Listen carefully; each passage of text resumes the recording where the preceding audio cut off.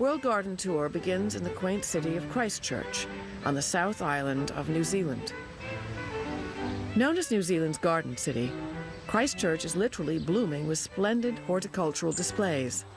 And perhaps one of the city's most exquisite examples is the Botanic Gardens.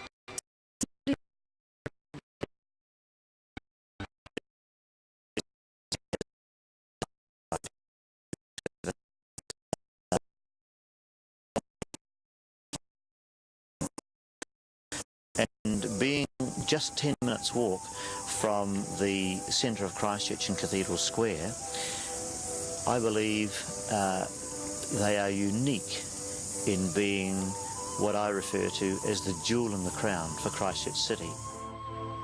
The entry to the Botanic Gardens lies on a charming street right across from the Arts Centre. Just inside the garden gate, an elaborate peacock fountain greets visitors. Its dancing waters and fanciful animal carvings welcome guests into the garden. The fountain, which was once a neglected Victorian landmark, was rescued by the city and restored to its original grandeur.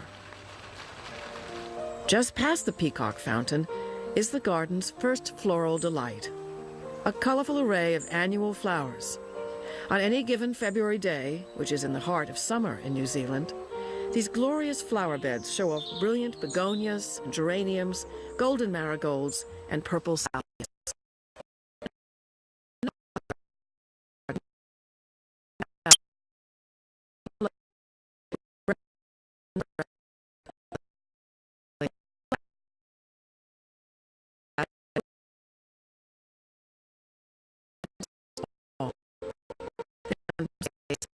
There's many ways to enjoy the park.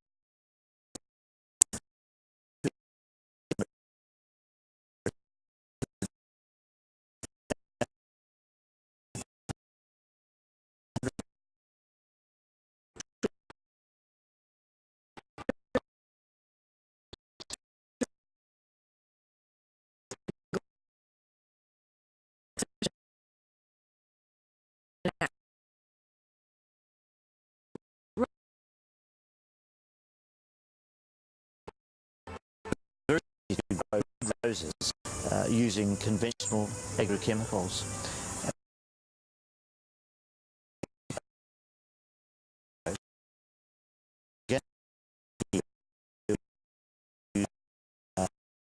Chemicals, other than if there was a particular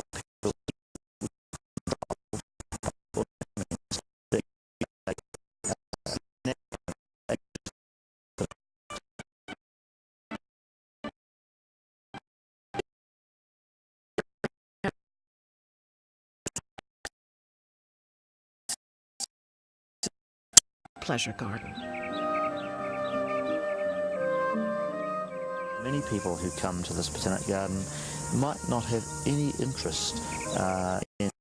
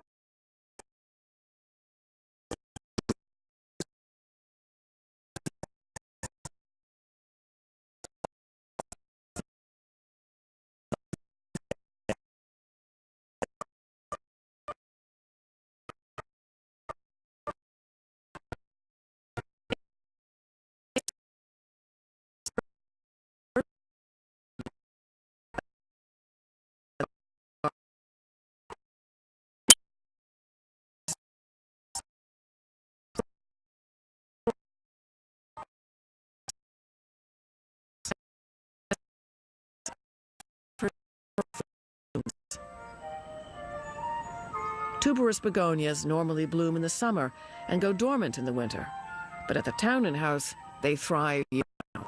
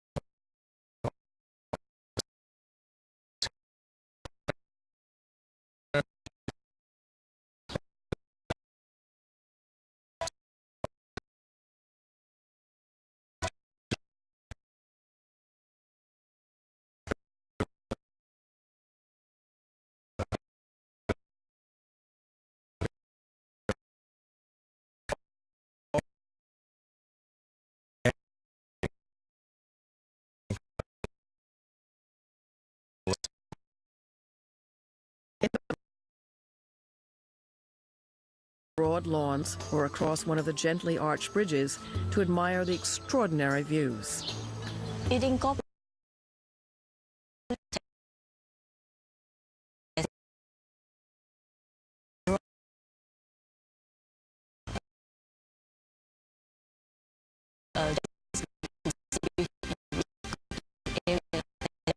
gardens in Japan.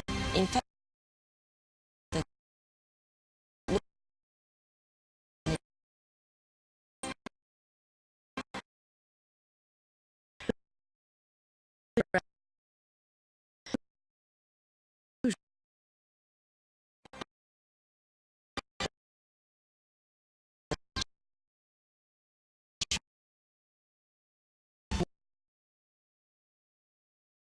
lies on the view and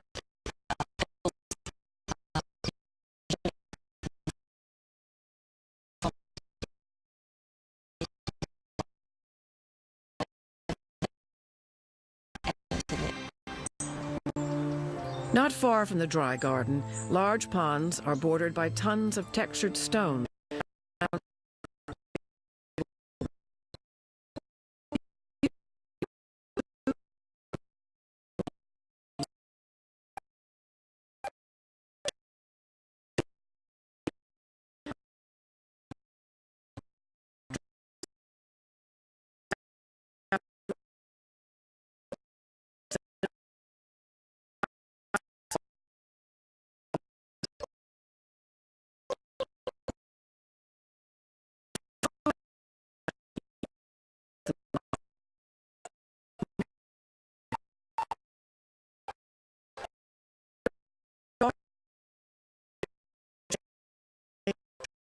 Mountain-like rock formations, marvel at the peaceful.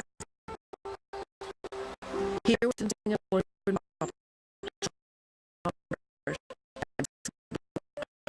with surroundings.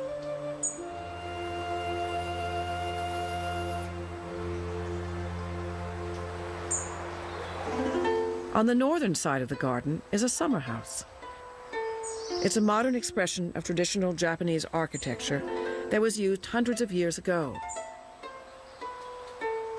It overlooks a beautiful pond that is bordered by stones and aquatic plants. The pond is also stocked with Japanese carp called koi that make occasional ripples in the otherwise still waters. These koi are believed to bring good luck.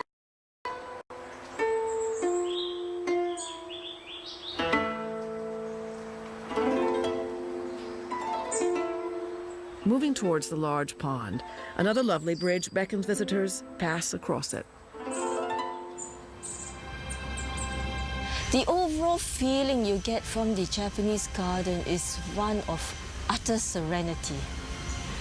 It is really very, very quiet in there. And for a place in Singapore to be that quiet, it really is something, you know, to get away from the hustle and bustle of the city.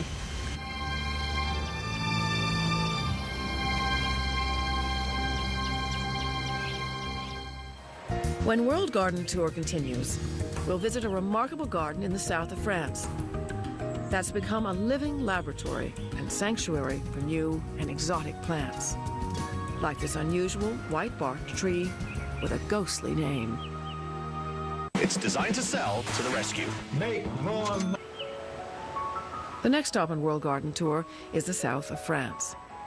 Here in the Mediterranean port city of Antibes, the Jardin Touré, or the Garden Touré, showcases an amazing collection of native and exotic trees and plants.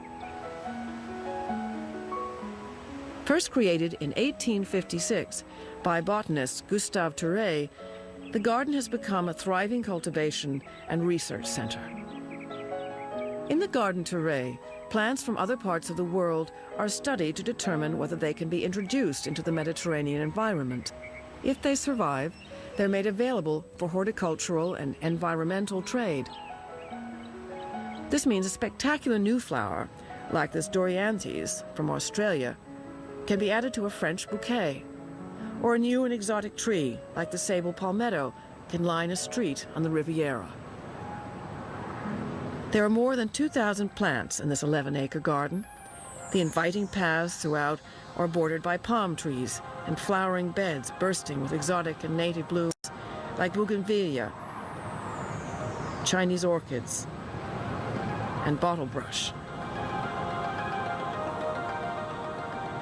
Catherine Ducatillon is the curator of Garden Touré and oversees the progress of all plants introduced here. Each year, she and the garden staff test an average of 200 species. In addition, they protect endangered plants like these prehistoric palms called syads. These plants are protected in the world because they are very rare, and we have the chance and the responsibility to maintain this collection in our garden. When Gustave Touré created this garden in 1856, he introduced to Antibes exotic plants from countries with similar Mediterranean climates. In addition, he experimented with plants from foreign habitats. This Joubert chilensis from Chile was one of the first plants to be successfully cultivated here.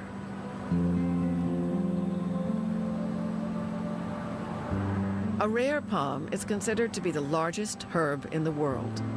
It's also an endangered species because its sweet, honey-like sap is often harvested improperly.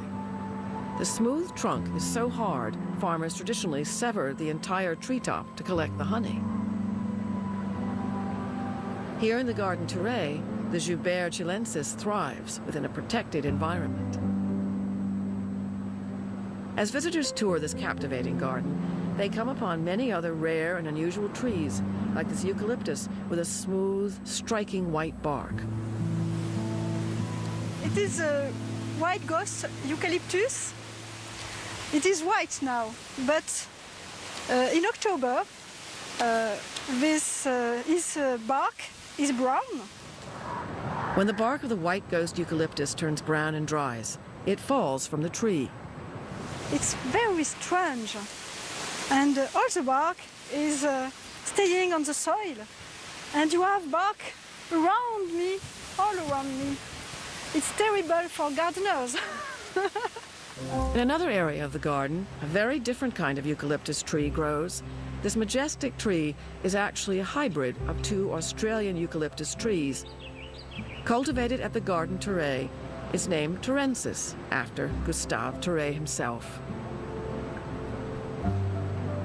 Near the Turensis, palm-lined paths lead to shady areas where visitors can stop to enjoy the Mediterranean breeze wafting through the towering fir trees. There are also many umbrella pines, noted for their spreading branches. These ancient pine trees are indigenous to the south of France, as is this Mediterranean palm tree, the only native palm in the garden. When World Garden Tour continues, we'll return to the south of France and discover which regions of the U.S. are favorable for growing some of these spectacular flowers and plants. For the most... Welcome back to World Garden Tour. As our tour of Garden Touré continues in Antibes, we take a closer look at some of the unique and magnificent plants thriving in this French garden. Nestled inside a small area of the garden, visitors can discover two breathtaking Chinese orchid trees. The luxurious blooms of the colorful orchids are almost overwhelming in their abundant fragrance and splendor.